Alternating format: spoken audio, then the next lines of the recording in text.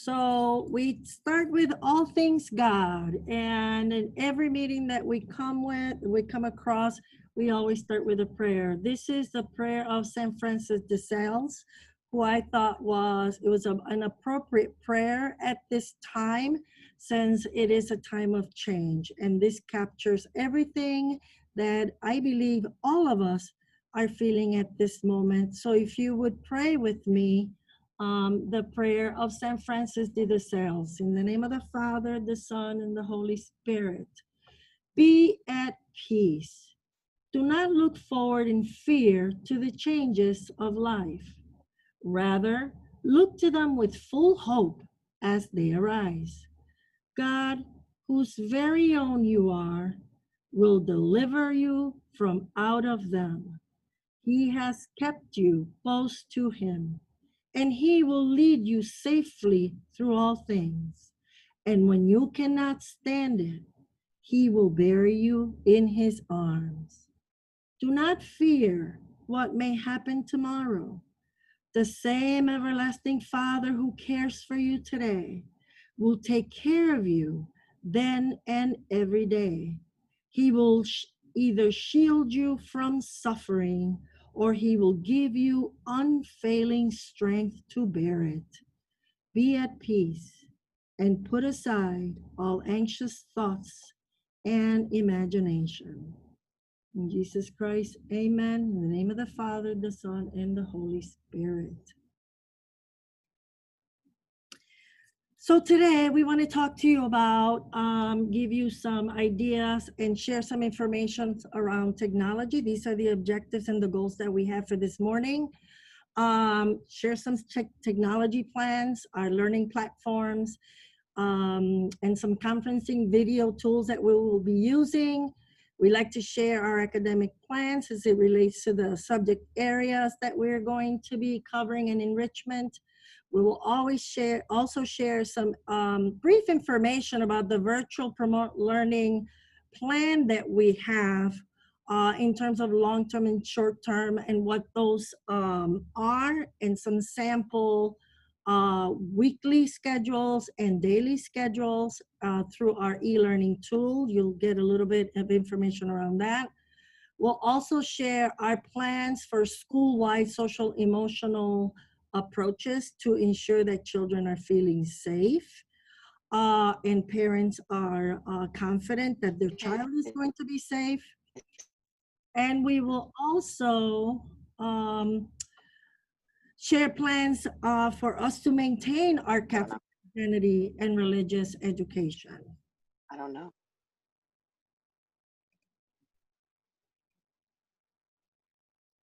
Everyone? Okay, there we go.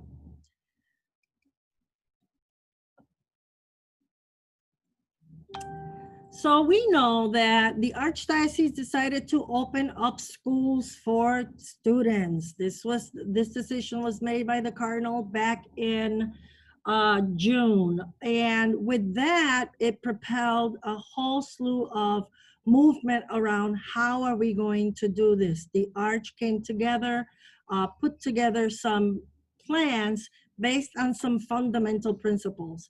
And the idea is that we are going to open looking at these principles. The first one is that in order for us to open and have full instruction, we have to put health and safety first, and all the guidelines and protocols have to be put in place. We also have to to ensure that whether we do virtual or in-person learning, that we provide a core instructional program, one that is sound, and engaging.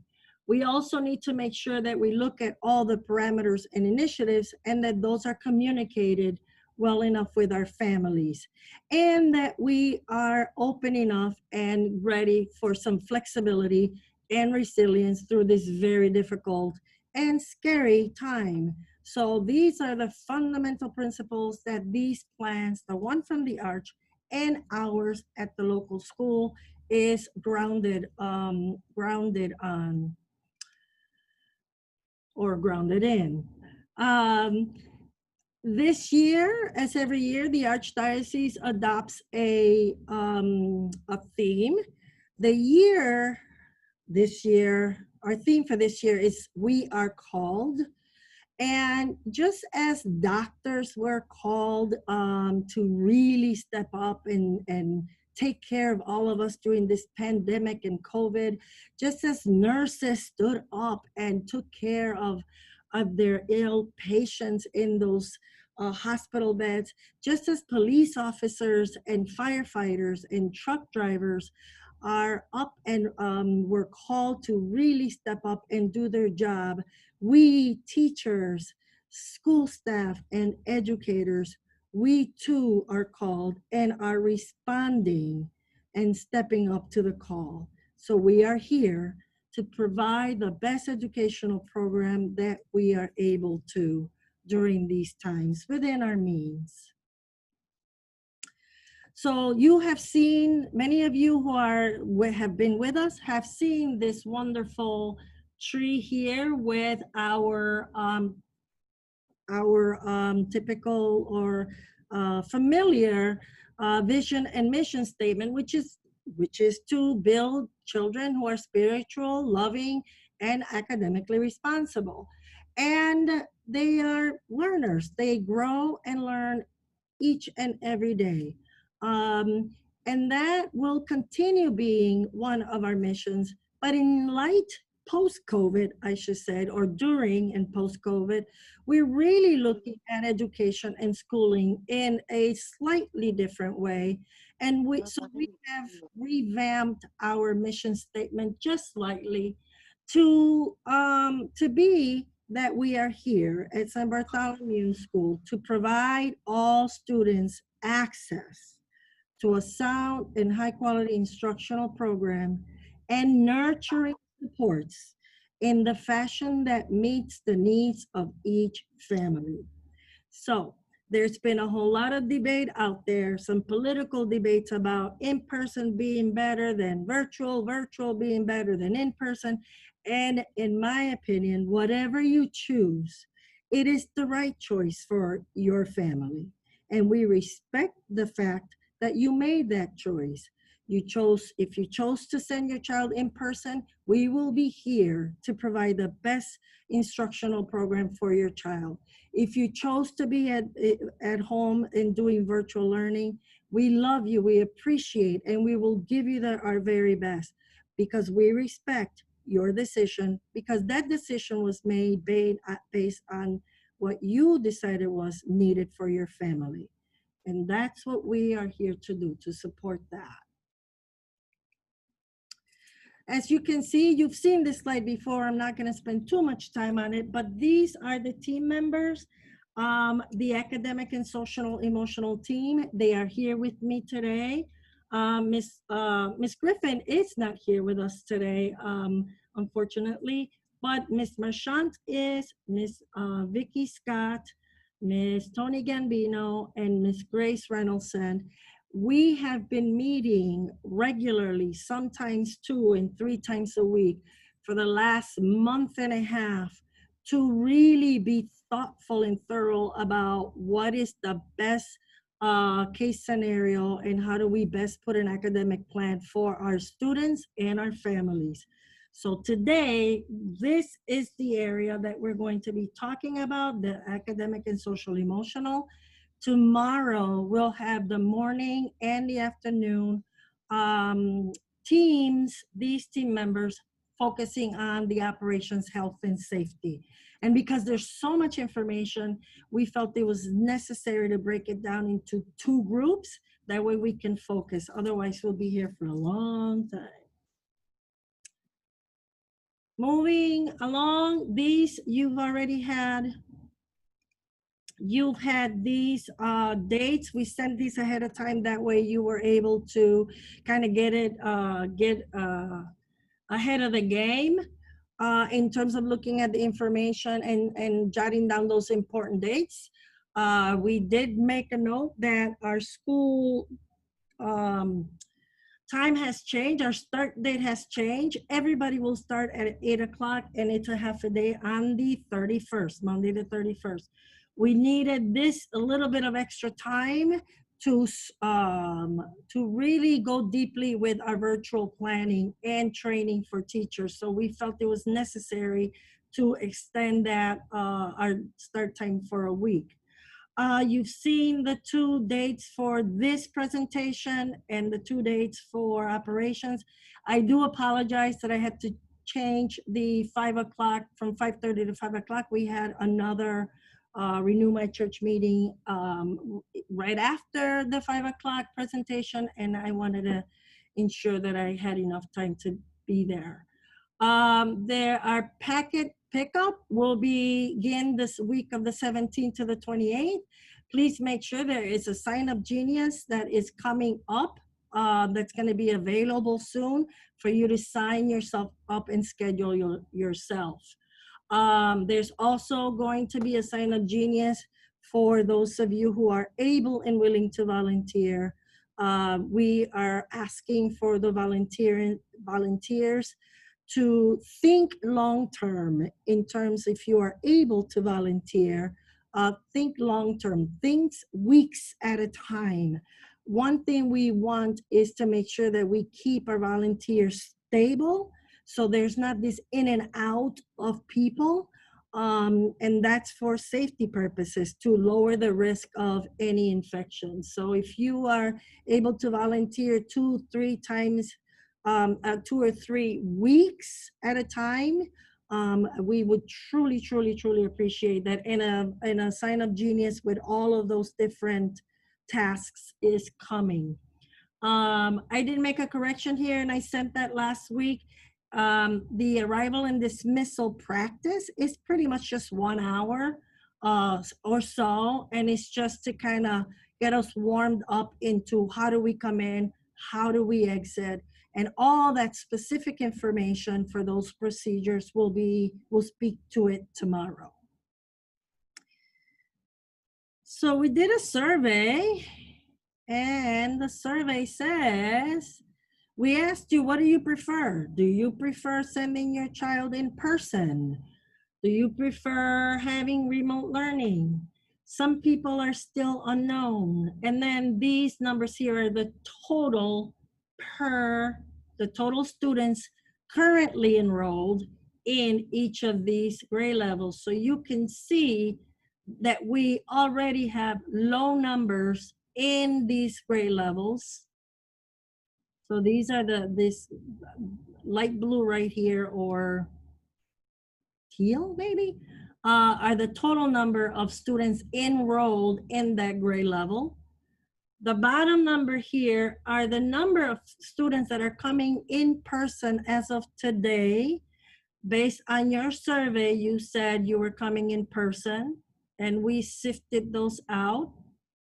Some of you who responded said that you're coming virtually, or that you're going to have virtual lessons, are this blue right here. So you can see the number of children that as of now are scheduled to get remote learning.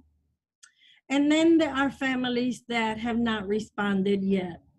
I understand that this is a difficult time. It's a difficult position. Some of you are waiting to really hear the plan, and I totally get that, to decide if you're going to send your child in person, or if you feel more comfortable keeping them at home doing virtual learning. And whatever decision you make, we're here to support you, and we are here to provide you the best quality education. This is an academic presentation, but before we talk about academics, there's one thing: if we are not feeling safe, we cannot learn.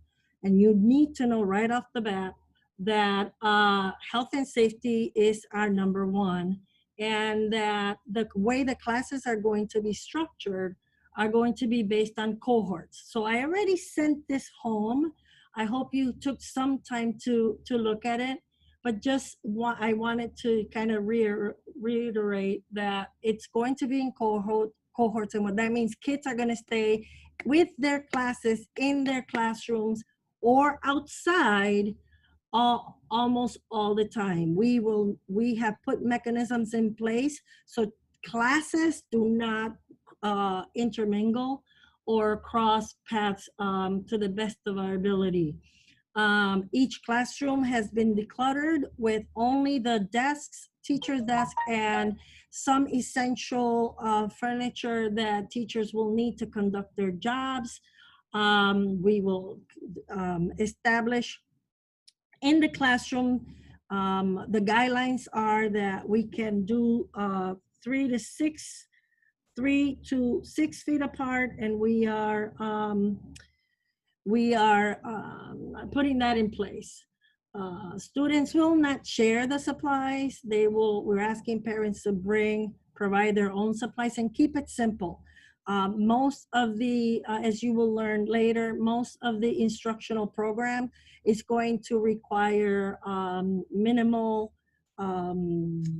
movement and engagement in terms of material. So we're asking parents to keep it simple. We want to make sure that what our children, the children that are in person, get the same, or the children that are at home virtually get the same instructional experiences that our in-person children will. It'll just look different. And then teachers will be the ones moving from classes to classes. Not, for example, in middle school, the kids move about from class to class. That's not going to happen. The teachers will be the ones moving. We will do temperature checks here. So if a child comes in with a temperature of 100.0 or above, that child will be sent home. So I'm asking every parent, get a nice thermometer or a temperature device to take the temperature of your child. Take your child's temperature at home, and keep some track, if you're able to keep track of their temperature. Ask them how they feel. Make sure they have their mask or their gaiters. And the gaiters are those, they look like the turtlenecks that you put over. Those two, the face masks with the 3 or 4 layers, or the gaiters or disposable masks are allowed. Face shields will not be allowed, as they do not cover as much as the face masks will. The kids will have their masks at all times in the building. When they go outside or for lunch or for recess, they are able to take their masks off. We will ensure that they clean their hands constantly, wash your hands, use hand sanitizer upon entering the building and upon entering the classrooms. We have our isolation rooms, which will be next to mine, and we will be monitoring the entry and exit and who comes in those isolation rooms when a child says that he or she is not feeling well. And then at some point, we will start having children use their lockers. For now, only selected classrooms will use their lockers because our lockers are shared. No one is sharing lockers. Lockers will be spread apart, and children, selected classes will be able to use those lockers. With that, I already sent this slide to you. I hope you had a chance to look at it. In a few minutes, I will have my team. We will be talking about all of these, the learning platforms that we're going to use, and our video conferencing and other academic pieces that you will experience or that your child is going to be using here in person and virtually at home. So with that, I'd like to invite Ms. Marchant to describe a little bit what Seesaw is going to be like for both our virtual learners and at some point our in-person. So Ms. Marchant. Okay, hi everybody. So last year, preschool, kindergarten, first grade and fourth grade used the digital platform of Seesaw. Preschool started it at the very beginning of the class year. It was the family app that people signed up for. It was used as a communication tool between parents and for Ms. Monique to kind of share things that went on in the classroom as far as videos and pictures and things like that. When we went to remote learning, in kindergarten and in first grade, and in fourth grade, we started to use the student app where we could send activities out to the students for them to work on an electronic device. But then, as you can see from the slide, they also could take pictures or send videos to us. We found that Seesaw, especially for the lower grades, was a little more kid-friendly than Google Classroom. So that is why we decided for pre-K and K to continue for that for this year. Fortunately, right now, I will not have any remote learning students. I'll have everybody in class, but if by chance we were to have to go remote, that is what I will stick with, and also use it at the beginning of the year as a tool to communicate with families and to show what we're doing in class. But as I said, it's a little more kid-friendly, where I could record directions and a student could get on and listen to the directions and kind of use it with not as much as adult supervision as maybe they would need to, besides Google Classroom, where they would maybe need someone to read it for them. And then they could turn it into me and I could send them messages, oral messages or written messages to tell them how they did or to talk to them. So we found it to be a really great tool to use for the lower grades. And so that's why we are going to continue to do that this year. Thank you. You're welcome. I have to say, this is one of my favorite slides, if not my favorite slide. All right, so we just learned a little bit about what's going to happen in pre-K and K and our learning platform. And I like to invite Miss Tony Gambino to talk to us a little bit about what it's going to look like for 1st through 8th grade. Good morning. My name is Tony Gambino, and I am part of the school team. And middle school team has used Google Suites. We utilized Google Classroom as our classroom management platform. So if you had a middle schooler and they said, I have to get on Classroom, this is what they were talking about. It's where we push out the assignments. The assignments could be a sheet as a document. It could be a video, or it could be a link. And the students have, Google Classroom has is wonderful because it gives us the opportunity for the students to then turn their work in virtually, and it's kept all in one place. There's no, I turned it in and I can't find it because it's all electronic, and we can go back and find it. Part of Google Suites is Google Meets. Google Meets is a video conferencing platform that we've decided to use. It integrates well with the G Suites. Part of the G Suites as an education is Google Docs, Google Sheets, Google Slides, and they all integrate. So it's really makes it easy for the kids from a technology standpoint. It's all in one place. So Thank you so much. And that will be the learning management system that we will use from 1st through 4th. So you may ask, will our teachers in 1st, 2nd, 3rd, and 4th grade be using it equally as our middle school? And the answer is yes. And there's going to be tons of training that we're going to provide. And our teachers have always been really looking at these tutoring sites and modules that they pick up on to really familiarize themselves. But we will also have a professional development around these. And at some point, we will share these skill sets with you as at the other end as a parent. That way, you are aware of the expectation for your child, and they don't tell you, I lost my homework. And you're like, well, look it up in your classroom.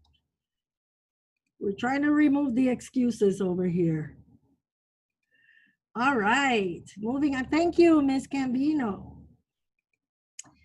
You already received this slide and it was just giving you some general points around our curriculum and assessment. So I'm not going to go through it again, but I will have Miss Scott talk to you a little bit about what our core subjects are going to be like in person. And then I'll talk a little bit about what that's going to look like via virtual. So Ms. Scott? Morning. Um, so our core subjects, there's sometimes a confusion about what core subjects are, especially when you're comparing CPS to St. Bart's.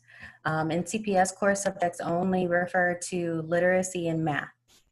When we say core subjects, we mean all of our subjects: religion, literacy, math, science, social studies. So whether you have decided that your child is going to be learning remotely or they're coming to school and in person, they will have all of their core subjects every day.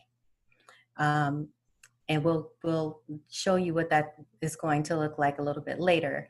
But I just wanted to emphasize that core subjects will be taught, instructional materials will be provided, enrichment materials will be provided for all of the core subjects every day, whether you're in person or remote.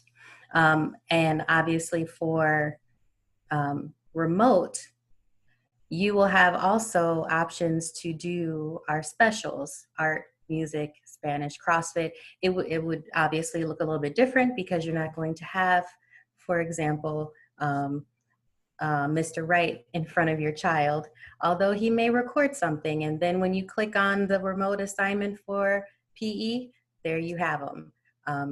But again, all of our core subjects will be taught in person or remote every day.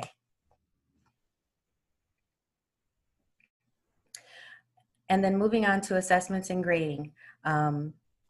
We know this pandemic, this time of COVID is stressful, not just for children, but for the adults. Everybody is feeling the burn from it.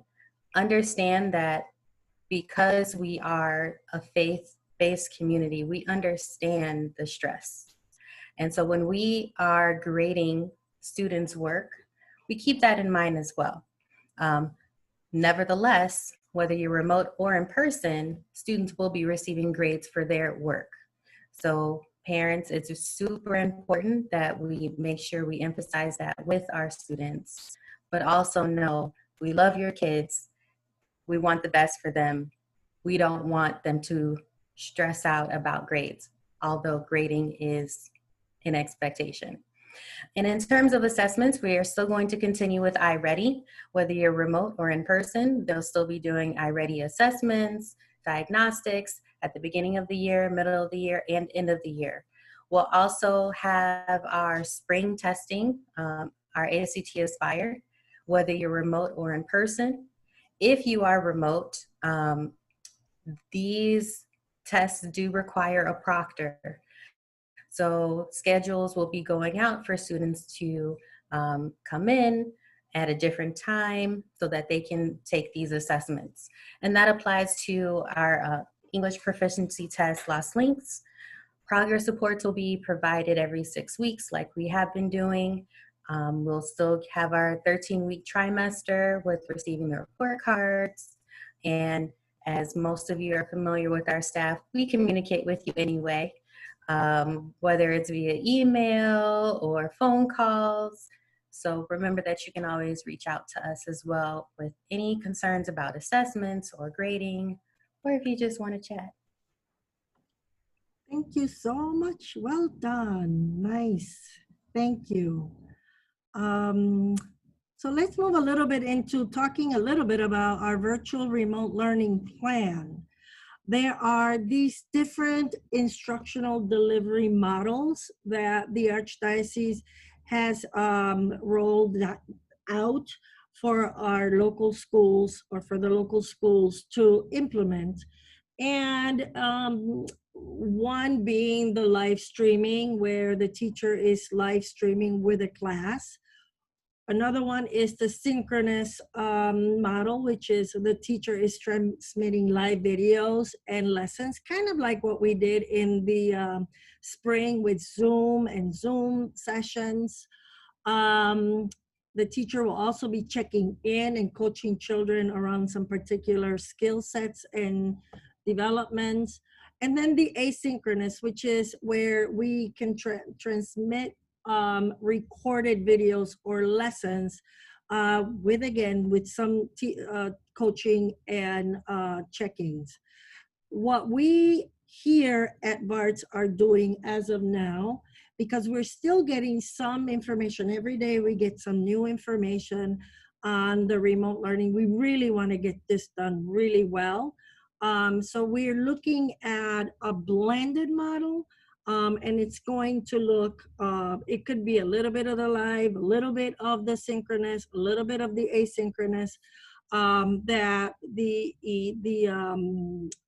plan for our virtual learners.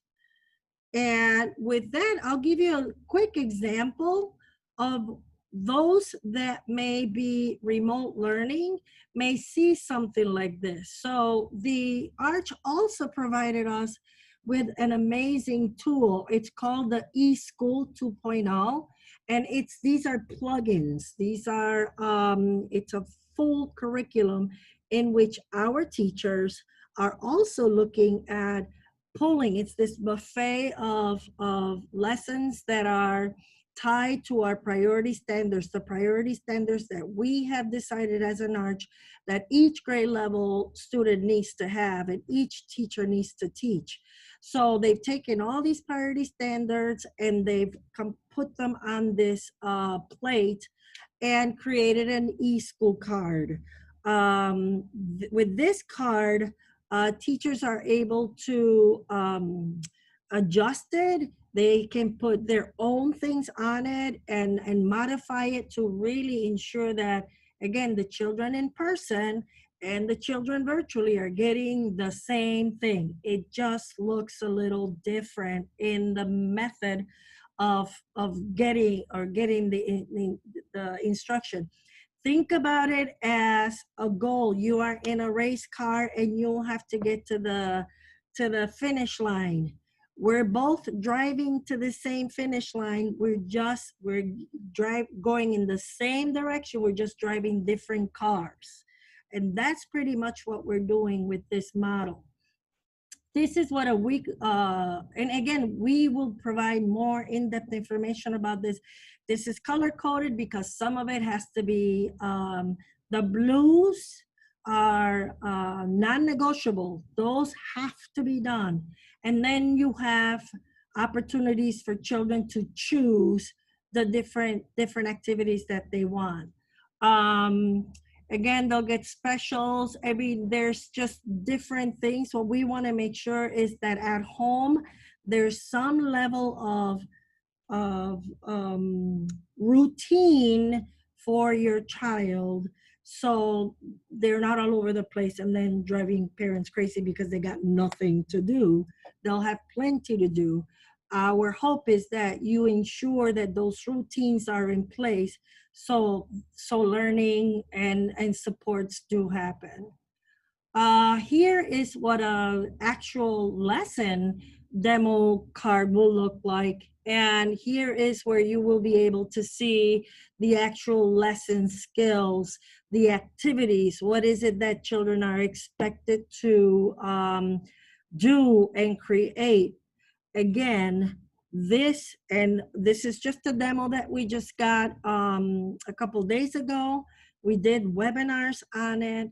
I will love to share all of this with you, and because we want you to be sure that you know what we're doing over here, we have scheduled a remote learning parent meeting for those parents who are interested, and those, especially for those parents who are doing remote learning, on August 26th. That's a Wednesday at 5 o'clock. So jot down that day, put it on your calendar, because we will be talking about remote learning in depth.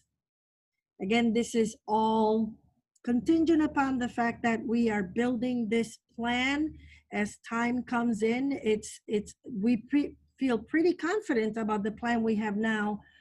But you and I know that we don't know what's going to happen next week, next month, 2 weeks from now, 6 weeks from now. And again, we may have to adjust. And this is why we need to be open and flexible to what's coming. You've already seen this. Let's talk a little bit about social emotional and how do we ensure that our children feel safe, feel loved, feel welcome, and feel good enough to be able to learn. No one learns if they're stressed out, if they're worried, if they're experiencing trauma. So we all know that it's been a traumatic last 5 months, not just with the pandemic, but with riots and looting and violence and all this craziness that's going on. So the safe place that children, those that are going to come to school every day, oftentimes the school is the safest place for children because they have routines and predictability. Kids will predict what's happening next. And when you have stability and predictability, stress levels go down. So I'm not going to go into all of this, but we are going to talk a little bit about what our routines to address social emotional learning are going to look like. And I'm going to ask again, Ms. Tony Gambino, to talk a little bit about our school-wide morning routines. Thank you. So one of the strategies that we're implementing is called the morning meeting.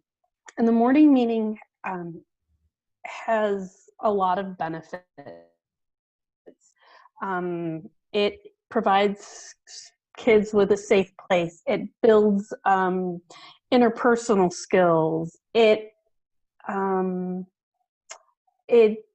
gives them a chance to work through the morning meeting might be where we work through a problem that we have in the class, or if the kids find, if they have a question that we need to discuss as a group. This is a great place to do it. It's a safe place. They know that they can say what they're feeling, and studies have shown that morning meetings can boost academic success. They boost self-confidence because they have the tools for their social emotional learning. Most teachers have been doing this. We just never labeled it. We never said it was called the morning meeting and we were all doing it in the morning. But now we're all going to be doing it at the same time. We're giving it the same name. So as the students grow and they progress through the school, it's going to be a consistency, so that in the future, mine won't be called the Peace Circle, and Mrs. Scott's would be called something else, and Miss Julie's won't be called Circle Time necessarily. They'll know that this is the morning meeting, and that's again part of the predictability. It's the safe place, and it's shown. They've done lots of studies and shown how effective it actually is. Thank you for that. Yes, it's so important. Oftentimes we have kids walking into the classroom and they are extremely upset, and that sets the tone for the entire day. They're upset. It could have been something simple as they got into an argument with their sibling, or they got into a disagreement with a parent, or they just did not bring a lunch, or something simple that especially for some of our high flyers, a little thing as I forgot my pencil case at home can set off a day of nothing but misery and an upset. And this provides an opportunity for them to share how they feel. Are you upset? What are you upset about? Can someone help in providing a technique that can help our friend feel better? We will be learning how to greet one another in the morning, because this is something important in this day and age.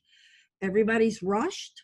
Our good mornings are sometimes feel like you'll say good morning, someone will say right under their breath. Some people don't even answer or say good morning.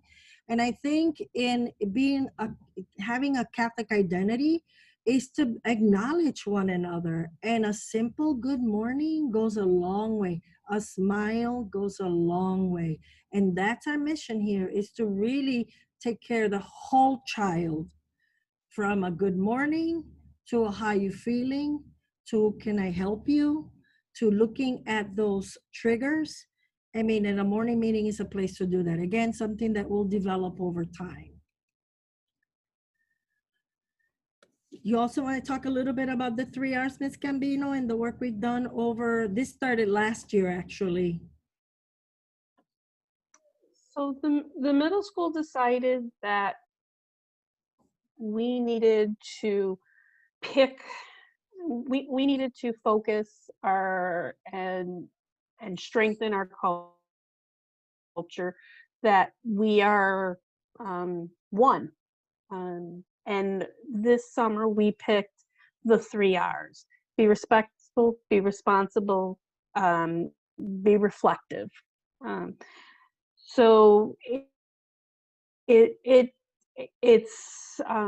this is going to be our cornerstone, so to speak, of what we're going to center some of our lessons on, and this really doves very nicely into our Catholic identity about respect, responsibility, and culture. So it's the 3 R's. You'll see a new bulletin board when you walk in with the B's: be respectful, be responsible, be reflective. Thank you. And one last thing that Ms. Gambino is going to talk to us about as we begin to work and support those children who may have challenges in managing their behavior, because we know trauma and upsets, not every child necessarily knows the mechanisms or has the mechanisms to appropriately address or even identify their feelings and how they behave. So, Ms. Gambino, you want to talk about the SICO or the check-in, check-out? So check-in, check-out is something that we've used in the past. It's a wonderful way for the kids to be reflective and see how they feel they did for the day. It gives them a chance to figure out what went really well, what didn't go so well, how are they feeling. And they check out with an adult. The adult usually isn't their primary teacher, and that's done intentionally. It gives them an opportunity to check. It could be, the check-in could be just 2 minutes. It could be 5 to 6, especially if a student isn't having a good day. If they, the person checking in can set goals with them for the next day, give them some strategies, and then it's consistency. You get to check in the next day. How did the day go? What was different? Okay, great. What can we do to make tomorrow even better? And it's this particular sheet is for primary. There are different check-ins and check-outs based on grade level. So if you have an upper grade, I don't want you to think that it's necessarily this particular check-in. This just happens to be one of the examples that we put up. But this is wonderful because this check-in, because of its color-coded, can go as young as pre-K and K, because it's just all about color. How did you feel? What color would you give? Thank you. Thank you for that. And moving into a little bit of how do we continue building our Catholic identity, both in person and virtually. I'll have Julie Merchant talk a little bit about what our plans are for that. Okay, so we are going to continue to do readings and prayers in the morning. This is something that we've done since I've been here, so that's over 20 years. It kind of just grounds us in the morning. It sets the tone for the day, where everybody kind of just stops what they're doing. It usually begins with a song, either a quiet song or a fun song, and some of us even dance around a little bit. And then we hear the readings for the day and prayers and some announcements, and we do the pledge together. The only thing that will change this year is instead of children doing the readings and the prayers, the office staff will be doing it to limit students walking around the building. But it was very important for us to continue to do this so that the school has a moment of praying together each day. We are going to hopefully once a week live stream the Mass into the classroom while our parish is open, and Mass is streaming on Saturdays at 4:30, and there are Masses on Sunday. We are not taking the step yet to actually go physically to the church once a week like we have in the past.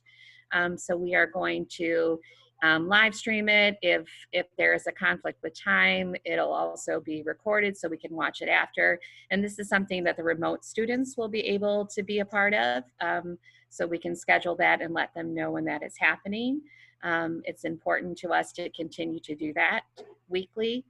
And school-wide celebrations of parish or religious events in the classroom. So we want to continue to have those moments where we're celebrating, and it may not just be all together as a full school, but we will do it within our own classrooms.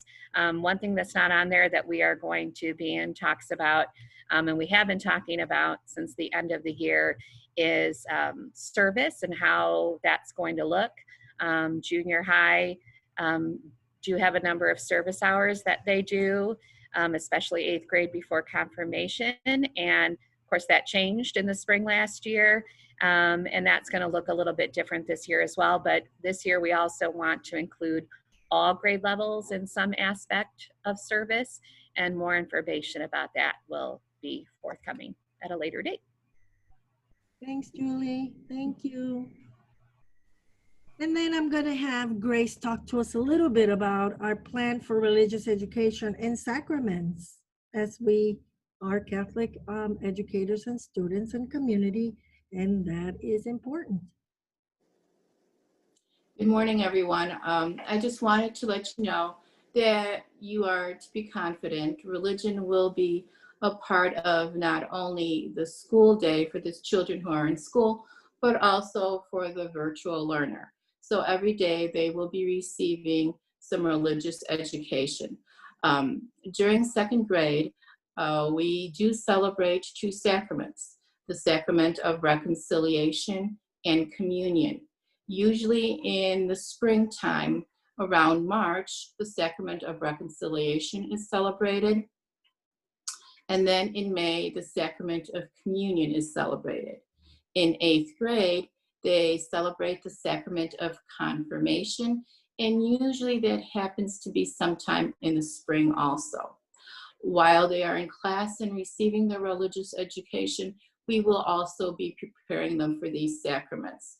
My only side note to you is that if you want your students to receive the sacraments and they are not baptized, please go to the rectory and speak to the priest about having your child baptized.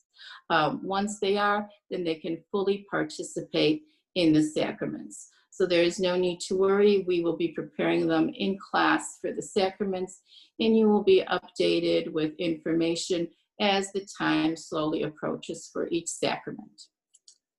So no worries. Thank you so much. Thank you, Ms. Reynoldson. So then you've also seen this slide. What can you do at this time to prepare for in-person or for virtual learning? If you are coming in person, again, make sure you get a good thermometer, practice, giving your child some practice to wearing the mask for long periods of time. We know it's exhausting. We are building in mechanisms in the schedule.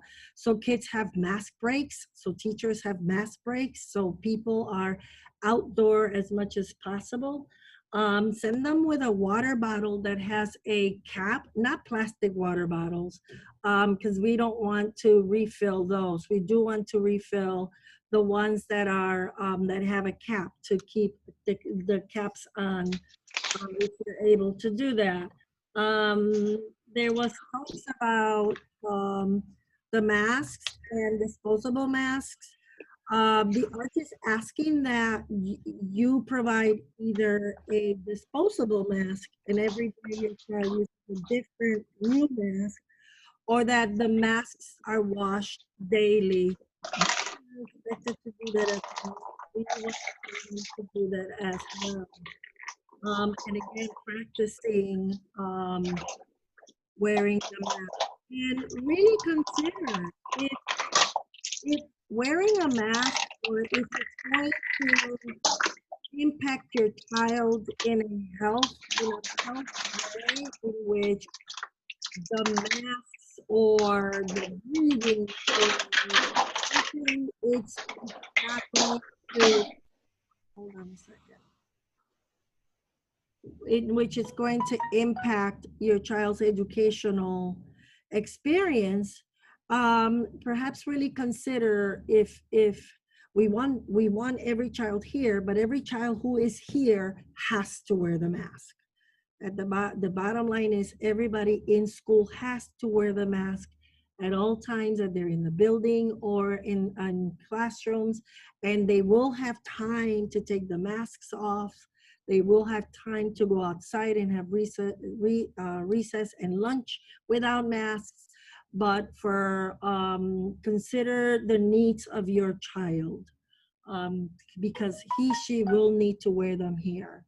Again, you've seen this before, so this is not COVID related. Every child who comes into school and registers in the fall needs to have their vaccinations, needs to have their physicals. COVID or no COVID, no exceptions, they have to have those. Now, we do realize that some appointments are difficult to come by. If you have not done that, so get an appointment, at least get the appointment, bring us an appointment card, or let us know that your child has an appointment. We will follow up. We do not want to exclude any child.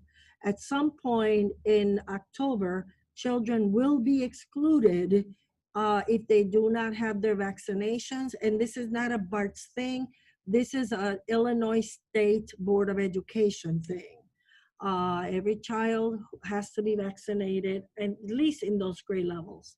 And we're also asking for your help in volunteering, and then coming in and signing up for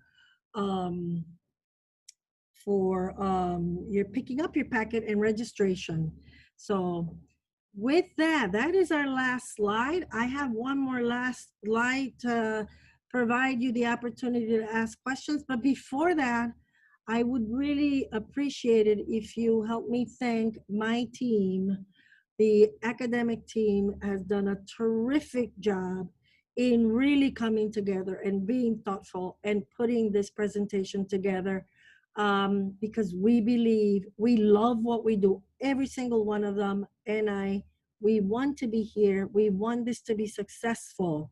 So we're doing everything within our power to ensure that that happens. So thank you, team. I want to say that publicly. You guys are awesome. And I am so blessed to be part of the St. Bart's team. So with that, let me try to move out of here, and then we can go into where there may be some questions. Oops, wrong one. Sorry.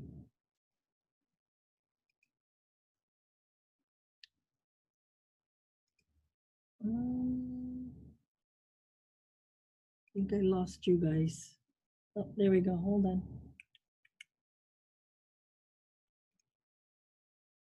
There you go. All right. We have questions. Can parents drop off hot lunches? That's more of an address for tomorrow, but the answer is as much as possible, no. We really want to limit the in and out of visitors to the building. We want the children to be in here, and be safe. So the in and out, the in and out, the in and out just puts everybody at risk, and we want to minimize those risks. So the answer to that would be no, unless there is an extreme case. We can talk about that, but generally speaking, the answer would be no.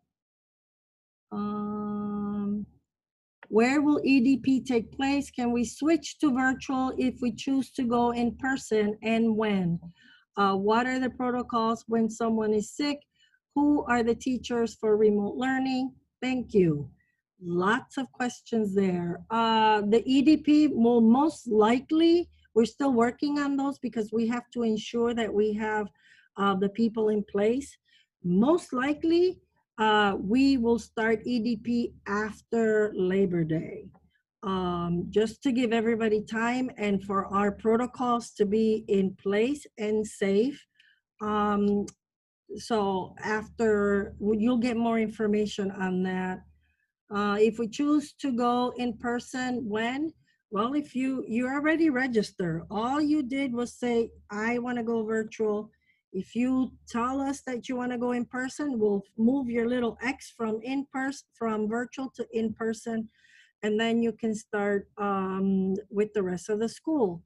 Now, we understand that it can go both ways. You can start in person and at some point decide that, you know, it's not working, or you rather have your child virtually, or vice versa. You're starting virtually and you want to bring your child in person. We will welcome the change. That being said, we do not want the back and forth, the back and forth, the back and forth. We really need to limit that. We're looking at our platforms, at our structures in trimesters. The same thing when people are trying to enroll.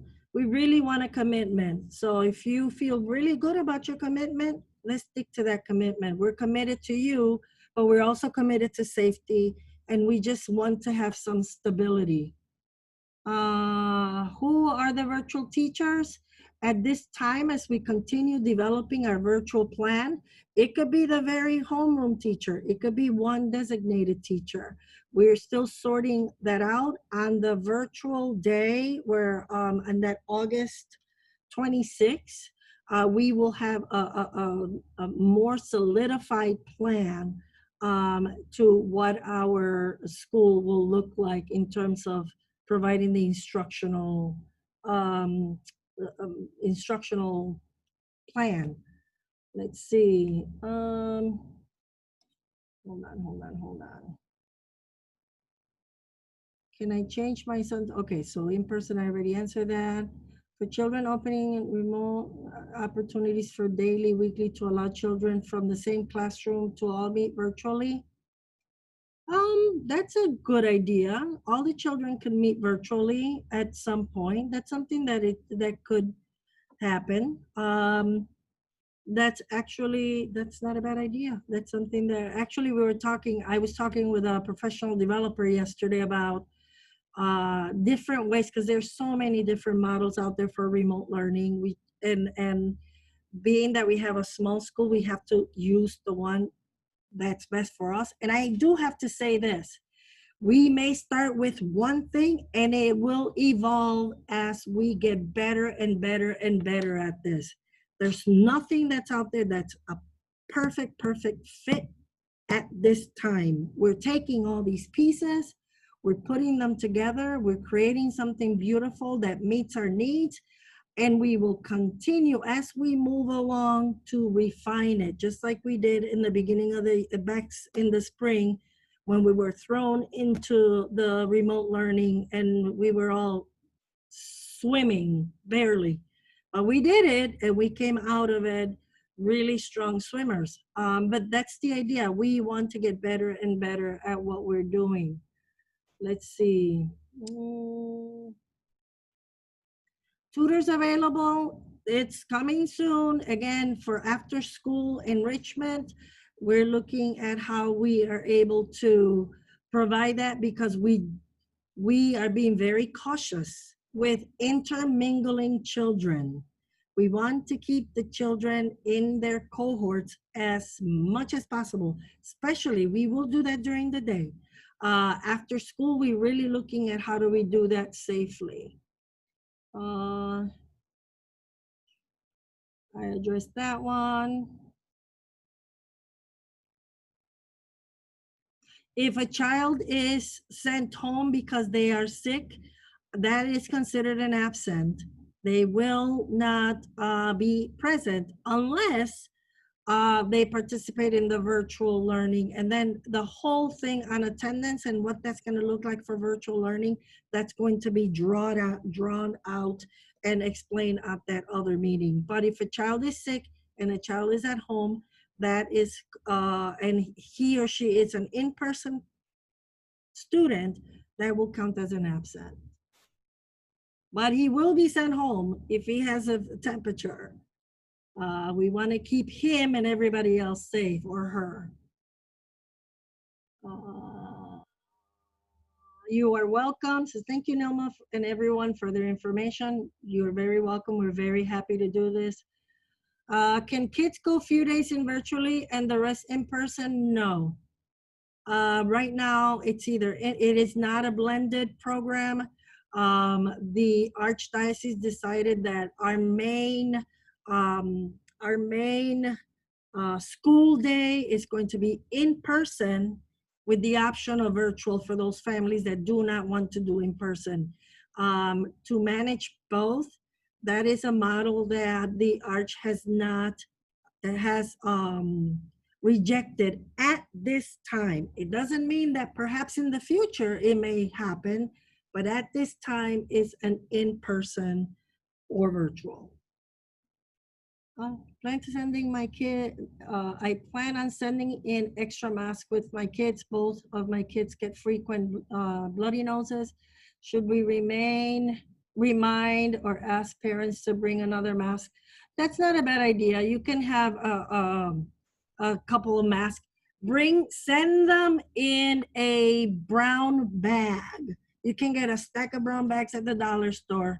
We'd rather have the brown bag than the plastic bag, just because for disposable purposes, and I believe it's safer. But yeah, you can certainly send extra masks, and only your child will have those masks. We will not share masks.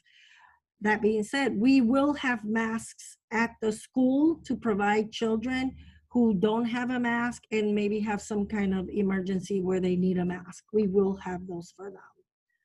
Special lunch still going on, not at this time. In the future, that's something that we will definitely consider. But at this point, we just want to get our school open and with as many safety limits as possible. Are teachers getting tested? Teachers are getting tested if they have symptoms, and that is really up to them. Teachers will get their temperatures checked. All of us will take our temperatures as well. In case it will be all remote learning, how will classes be? So that's a good question. What happens if we all happen to have to go in remote mode? This is why our teachers are really being mindful and cognizant that they're looking at that eSchool plugin and really branch off of that. That way everybody's getting we are targeting the same standards, we're targeting the same activities and skills. And if we happen to go remotely, we just take on right where we left off. And then all the children, it's not like this group of kids is gonna get this and this group of kids is gonna get that. No, we can just jump on and everybody will get the instructional supports that they need. I think that makes a whole lot of sense.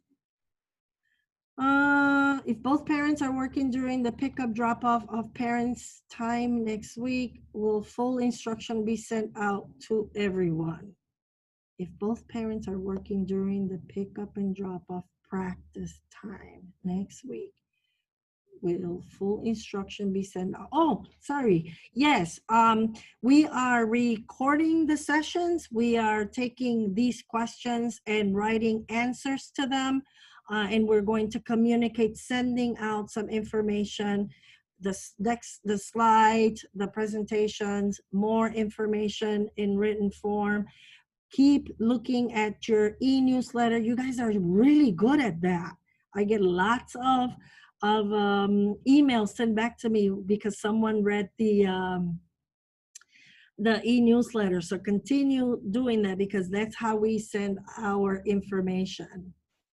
Yes, brown paper bags. You need to notify Miss Gigi if you want to go from in-person to virtual or from virtual to in-person. Just send us an email.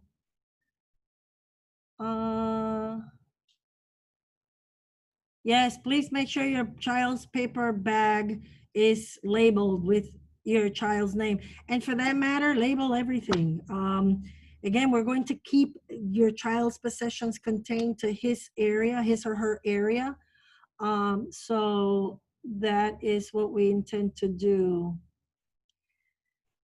All right, I'll take a few more questions because we are 15 minutes. I passed the hour that we scheduled and I want to respect everybody's time. Lunch, I already addressed that. If there is a COVID outbreak in the classroom, will the staff, or with the staff, will we be notified? Absolutely. And there's a protocol for all of that, long protocol that we will talk about tomorrow because that's part of the safety discussion. All right, I will add you, Derek, to our email. All right, I think those are all our questions. I hope this was helpful. We got to thank you. You are very welcome. I hope this was engaging. It was helpful. It provided you some answers to make the decisions that you need to make.